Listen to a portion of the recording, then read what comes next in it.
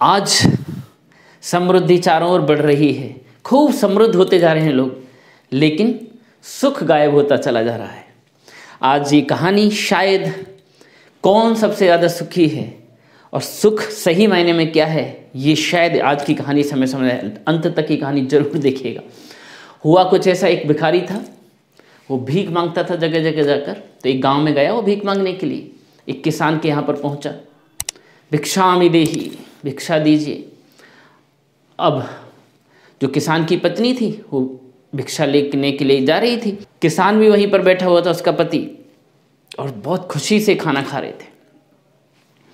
इसने क्या किया, महिला ने चने का कुछ मुट्ठी भर दाने लिए, कटोरी में लिए और उसको देकर आ गई भिखारी को। अब भिखारी भिक्षा लेकर आगे बढ़ लिया और मन ही मन सोचने लगा, हमारा भी क्या जीवन है, कुत्तों की तरह इधर उधर भागे घूमते हैं, भिक्षा मांगते हैं। सुखी तो वो है, देखो पत्नी है, आराम से बैठ के खाना खा रहे हैं, खेती हो जाती है, कितने सुखी हैं। हाँ।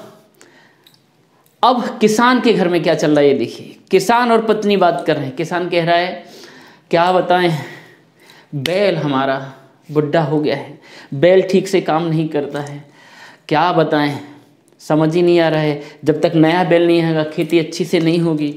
बहुत दुखी सा दिख रहा था किसान। तो पत्नी ने कहा, जाओ वहाँ से कुछ ब्याज से पैसे ले लो और नया बैल खरीद लो। अभी गया, जो ब्याज का काम करता था, एक साधुराम। अब साधुराम के पास पहुँचा, उससे ब्याज का पैसा मांगने लगा। उसने पहले तो मना किया है, फिर ये उससे अनुनय विनय करने लगा, प्लीज़ दे दीजिए, हमको ज़रूरत है, नया बैल लेना है, हम आपकी पाई पाई वापस कर देंगे। फौर मिन्नतों के बाद उसने पैसा दिया निकाल के, लिखा पढ़ी करने के बाद। उसकी छोटी सी दुकान थी, अच्छा सा व्यापार करता था। लौटते समय किसान सोच रहा था, हमारा भी क्या जीवन है।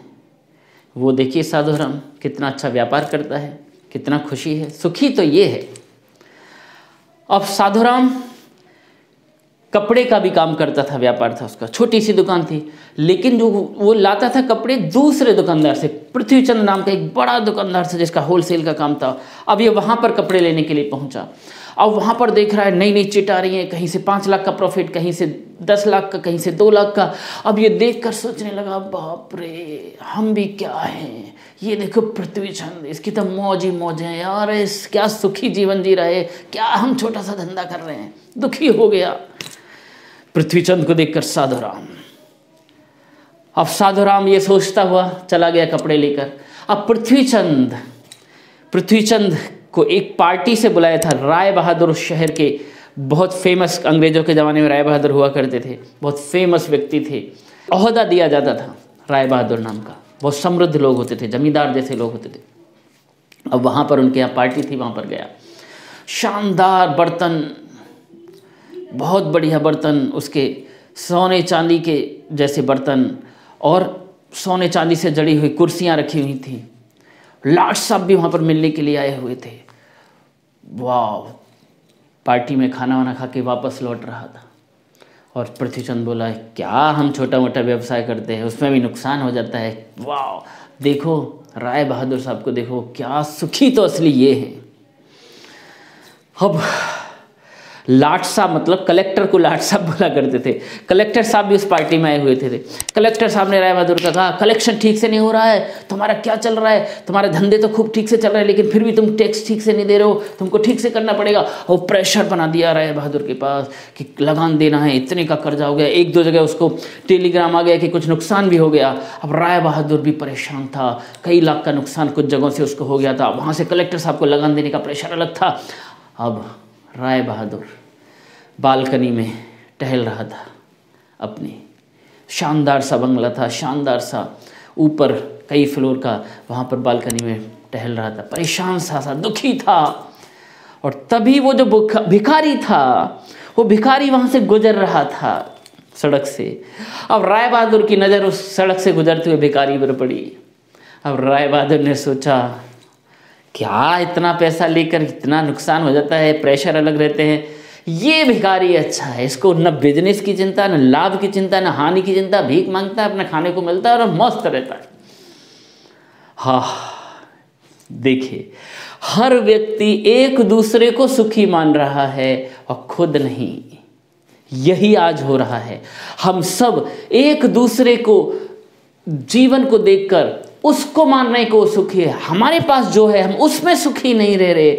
हम अपनी तुलना दूसरों से कर रहे हैं और दूसरे को जीवन देखकर उसको लग रहा है कि वो तो बहुत अच्छा जीवन जी रहा है, वो तो बहुत अच्छा व्यापार कर रहा है, उसके पास तो गाड़ियाँ है, उसके पास तो बंगला है, उसके पास तो अच्छी नौकरी है, उसके पास अच्छा ओहदा है, उसके तो पूरा घर परिवार, उसके पास बेटा, उसका बच्चे, उसका माँ, सब कुछ ना कुछ ऐसी चीज़ें देखकर वो तो बहुत अच्छे कपड़े पहनता है।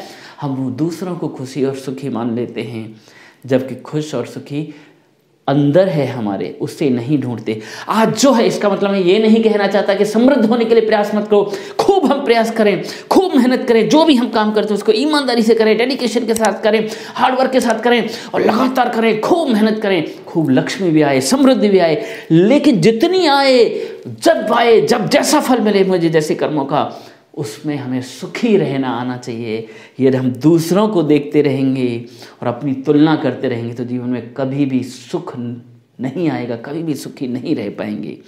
इसलिए पूरा कर्म का प्राबल्य लगाएं समृद्ध बनने के लिए, और जो आ जाए, जितना आ जाए, उसके साथ खुशी और सुख रहना सीखें। फिर कर्म का प्राबल्य करें, फिर जितना आ जाए उसके साथ जीवन जीना सीखें। फिर आप देखिए जीवन कैसा सुखमय, आनंदमय हो जाएगा।